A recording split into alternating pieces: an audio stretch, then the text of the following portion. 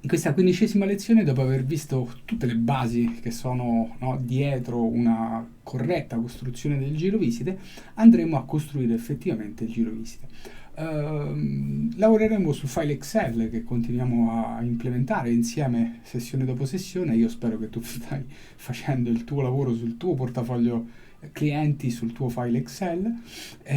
Spero che tutto quello che stai apprendendo ti sta aiutando a capire in che maniera questa analisi continua sui clienti, passando dal piano strategico a operativo, ti aiuta a capire ogni giorno dove andare e che cosa fare. Il giro visite, l'abbiamo già detto, è una delle parti più complesse dell'organizzazione del lavoro, perché significa mettere nero su bianco, se vuoi, quelli che sono i tempi che andrai a dedicare a ciascuno dei tuoi clienti, a ciascun gruppo dei tuoi clienti, considerando quanto quel gruppo potrà andare a sviluppare di fatturato nel periodo oggetto d'esame. E quindi, insomma, è, come abbiamo visto anche nell'ultima lezione, un lavoro abbastanza consistente.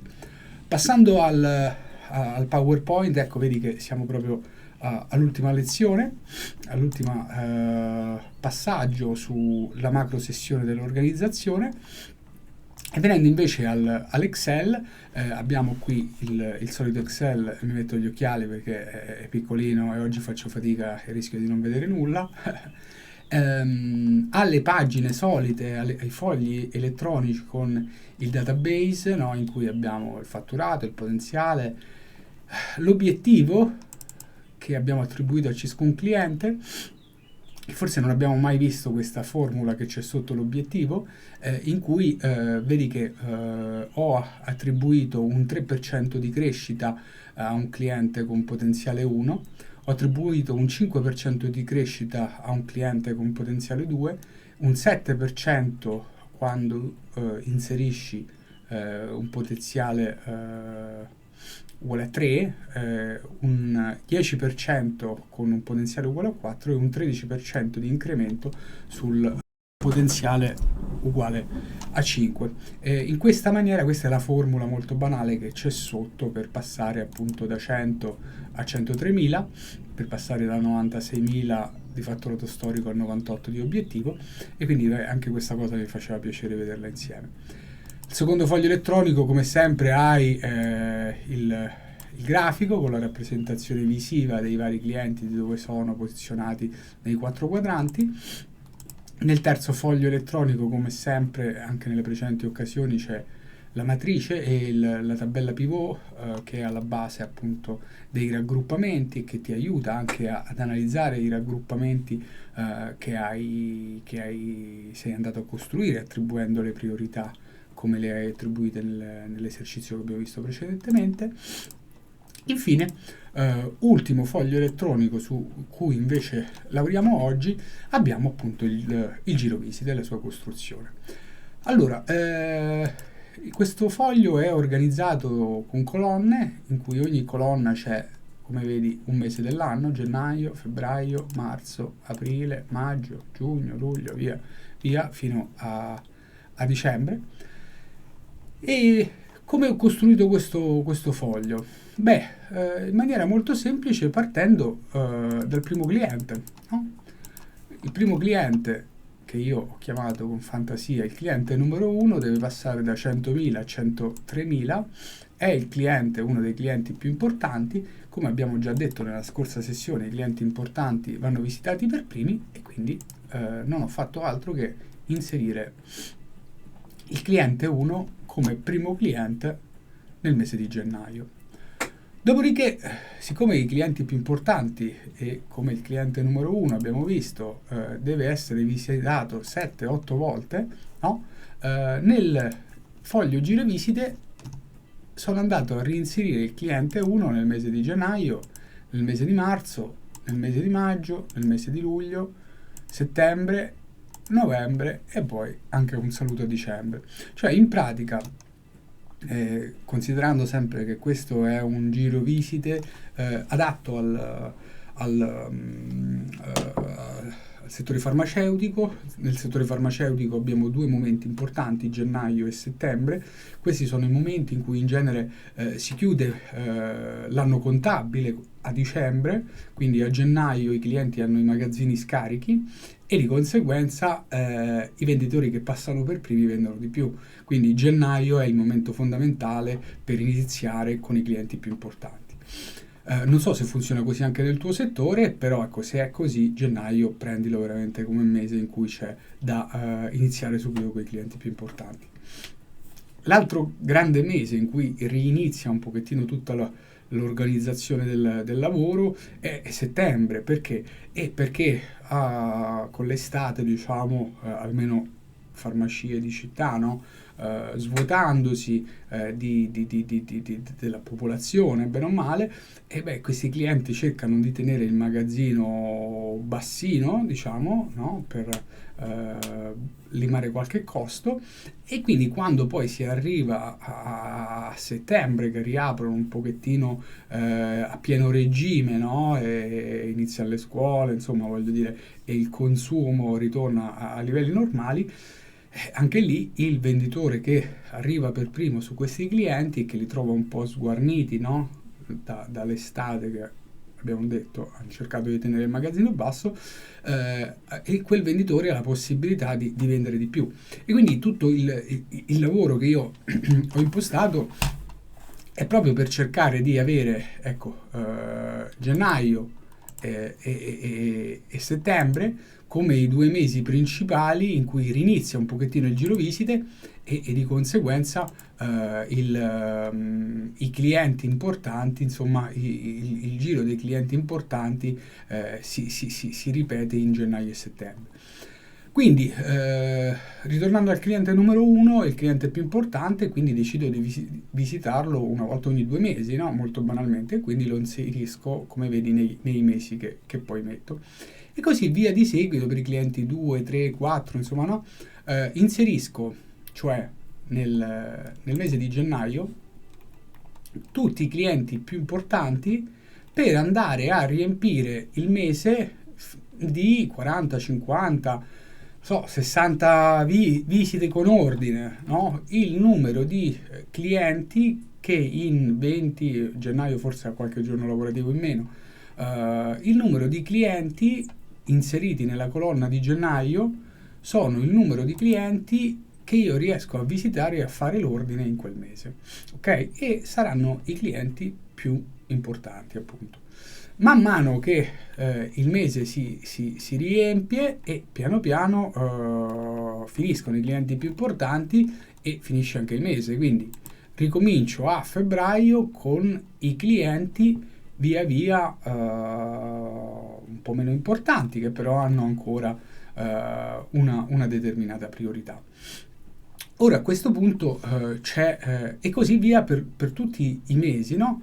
Quindi ogni volta che una nuova colonna si riempie, no? Passo a inserire i nuovi clienti nel mese successivo, che in questo caso sarà marzo, e via via di seguito finché poi appunto in marzo inizierò a rincontrare i clienti che voglio visitare una volta ogni 2 mesi, e quindi andrò ad accodare i nuovi clienti da visitare a quelli già inseriti in quel mese.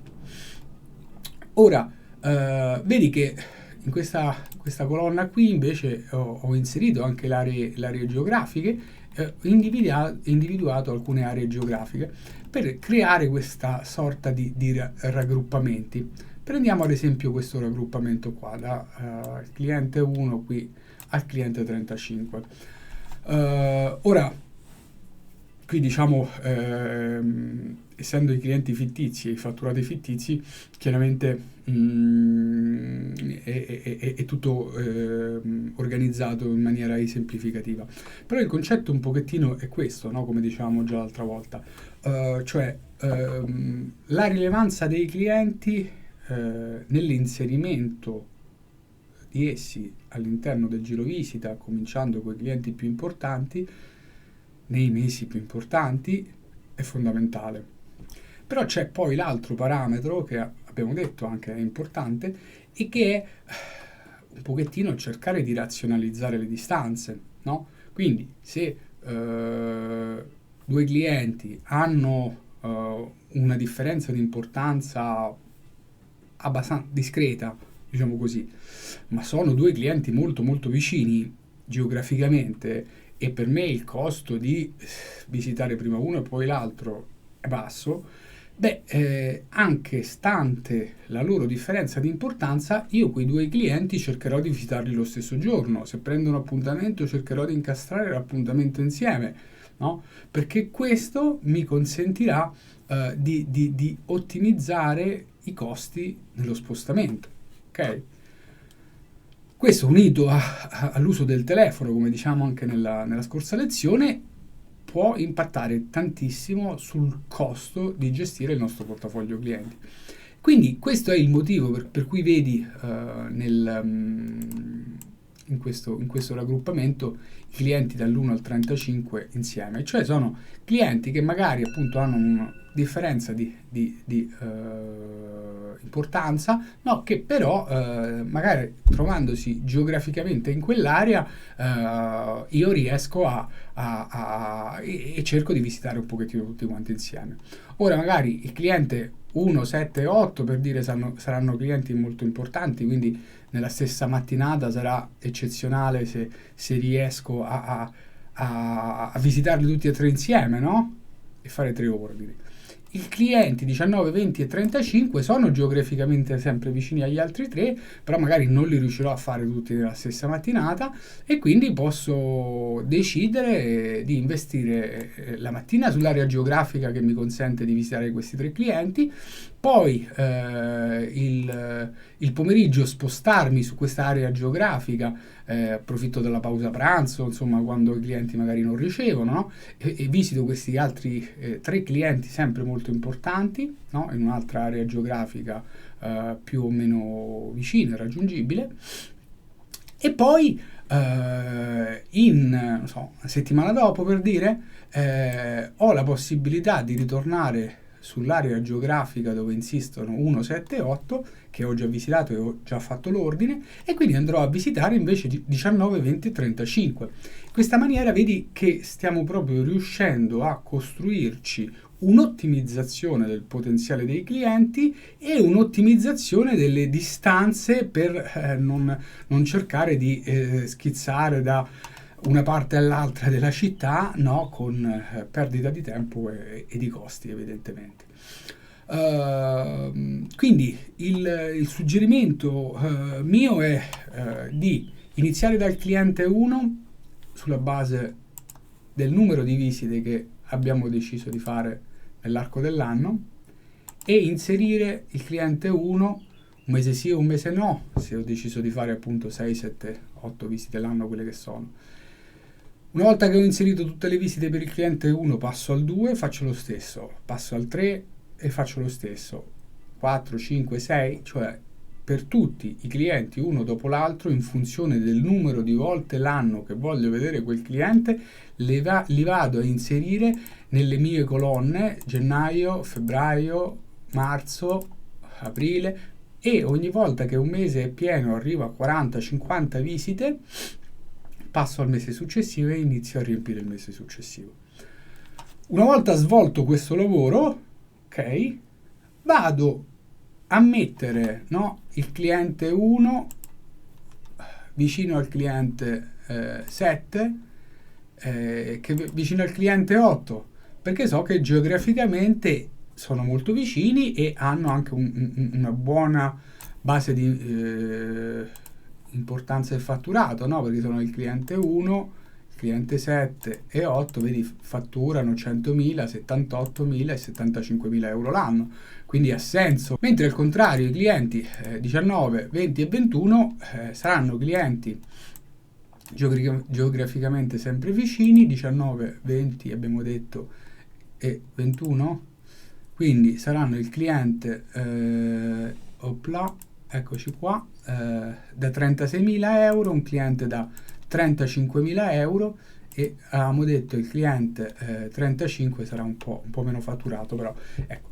Questo quindi questo spostamento di questi clienti all'interno del singolo mese, della singola colonna, no? Per creare dei mini blocchi che ordinino i clienti che ho stabilito di visitare in quel mese e raggruppino quelli che sono geograficamente vicini.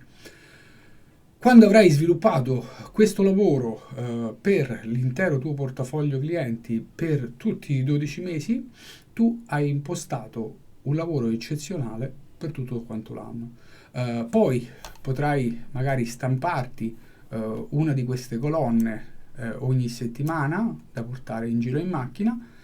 Potrai evidenziare in grassetto i clienti che sono ancora da visitare, mentre potrai togliere, per esempio, sono veramente degli esempi, potrai togliere il grassetto sui clienti che hai già visitato, di modo che ogni giorno tu avrai questa colonna, questo elenco di clienti raggruppati geograficamente, saprai dove sono geograficamente raggruppati e evidenziati in grassetto o non, colorati o non, avrai la possibilità di distinguere anche quelli da cui sei già passato su cui invece devi ancora passare. Quindi qualcosa che riesci a portare anche con te banalmente o sull'iPad o dove preferisci e un qualcosa che ti aiuta anche a riorganizzare la giornata nel momento in cui ad esempio ci può stare un piccolo incidente o qualche cosa che mandi a pallino l'organizzazione che avevi fatto. Spero che anche questa macro sessione sulla organizzazione ti sia stata utile. Hai veramente di che cimentarti per costruire il tuo portafoglio clienti, organizzarlo, studiarlo, analizzarlo come preferisci per capire dove investire il tuo tempo, su quali clienti e con quale risultato in termini di fatturato e di crescita della relazione. Tutto questo ti aiuterà, come abbiamo visto infine oggi, a costruire il tuo giro visite, quindi l'allocazione del numero di visite e del tempo di visita per ciascun cliente, per ciascun raggruppamento di clienti. Se avrai la buona volontà di fare tutto questo lavoro per l'anno, è un qualcosa che ti ritroverai di organizzato per tutto quanto l'anno e veramente ti aiuterà ad andare dal cliente ogni volta che sei con lui, pensare veramente solamente a lui e a quello che devi fare con lui invece di stare a fare questo lavoro di organizzazione durante la giornata e ogni singola giornata.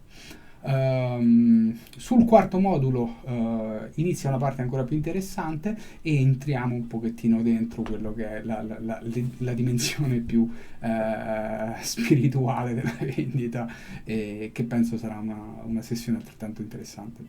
Ci vediamo alla prossima, ciao!